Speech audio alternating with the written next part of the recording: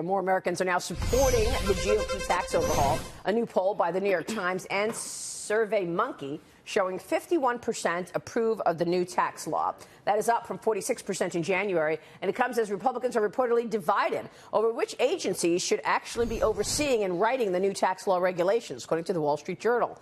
Several GOP senators want the Office of Management and Budget to review the legislative process, which has traditionally been handled by the Treasury Department and the IRS for the past 3 decades. Meanwhile, the Treasury and OMB officials both say they are now reviewing the, quote, scope and implementation of the tax writing process. Joining us right now to weigh in on that is House Freedom Caucus member, National Security Subcommittee Chairman, Congressman Ron DeSantis of Florida. Congressman, it's good to see you this morning. Thanks so much for joining us.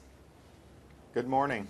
Our condolences to you, of course, and we're going to get to the Florida shooting in a moment. But what do you make of all of this, Congressman? Let's kick it off on these agencies and who should really be writing the legislation. Well, just on the 30,000-foot view, Marie, I mean, you mentioned the opinion poll. This tax bill's been in place for a little less than 2 months, and I can't think of a piece of legislation where you've seen so many positive benefits so soon with repatriation, the investment in the United States, wage increases, bonuses, jobs being created. And so the opinion polls are starting to reflect that. I think the polls would be a lot better had the press and the Democrats not been lying about this for so long, but people are finally starting to see what's in front of them. In terms of the regulations, I have no confidence that the IRS will do the right thing by taxpayers. So if we can have the Office of Management and Budget involved in that process, overseeing it, making sure that this is being implemented in a way that it was envisioned and that protects taxpayers, I'm all for that.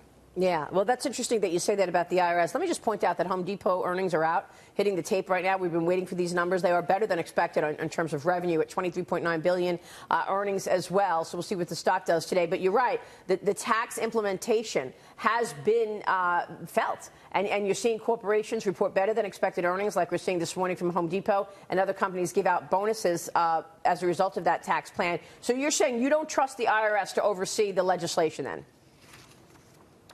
Well, look, I mean, Maria, we spent, the early part of when I got into Congress, I mean, we were fighting with these career bureaucrats who were targeting Americans That's right. For their political views. I mean, and so I just think that the IRS, when you think of the Washington swamp, I mean, that permanent IRS bureaucracy is a big part of that. And, you'd like to think that the political appointees in charge will get the ship going on time. But as we've seen, there's a lot of institutional resistance to things that this president wants to do within those bureaucracies. So the extent we can liberate that process from that entrenchment and put it into a place like OMB, where Director Mulvaney, I have no doubt, will be very friendly to the taxpayer, that's something that I'm going to be supportive of.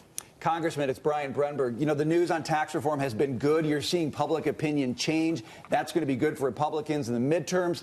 But are you concerned about some of the noise we're hearing around interest rates and the concern that's creating in stock market? It seems to me there are some things on the horizon that could get in the way of that good news story if Congress isn't careful about how it's spending money. Oh, very concerned about it. I think that Congress has just consistently proven incapable of reining in spending. We wanted to try to, meet the defense needs by keeping everything else flat in the House, and that just didn't fly in the Senate. And so, we were given a budget that had some good things in it, but was not disciplined at all. So it is a problem. I think we need to look at some structural reforms like a federal balanced budget amendment and really reform this budget process. I mean, this 74 budget law, if you look at how Congress has appropriated since then, it's never really worked, and this has been on the books for decades. So rather than doing the same thing over and over again, getting this cycle of these big omnibus bills or continuing resolutions, why don't we actually reform the system and say, let's get this so that we can protect taxpayers and protect the American people? Congressman Amy Holmes here. One of your colleagues, Todd Rokita, a Republican from Indiana, has offered a piece of legislation, the Crumbs Act, which I really like, which would make bonuses tax-free. And this is, of course, poking Nancy Pelosi a little bit and Democrats who said that these bonuses were just crumbs. Is there any chance that we could see some action on this particular piece of legislation? Well, we could. I mean, I think it would be great to kind of call the bluff. I mean, you have Nancy Pelosi.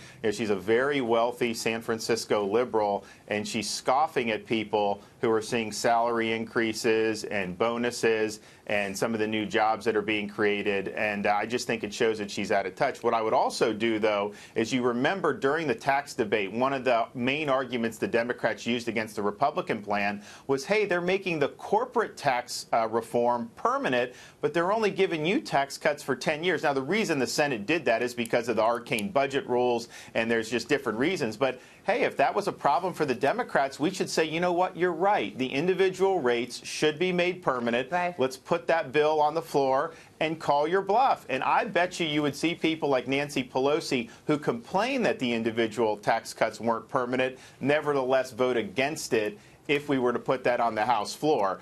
So I think that, in addition to the Crumbs Act, I think would be a very good thing to do. Yeah, it just sounds like more resist, actually. I don't know that she really believes that, but we'll see.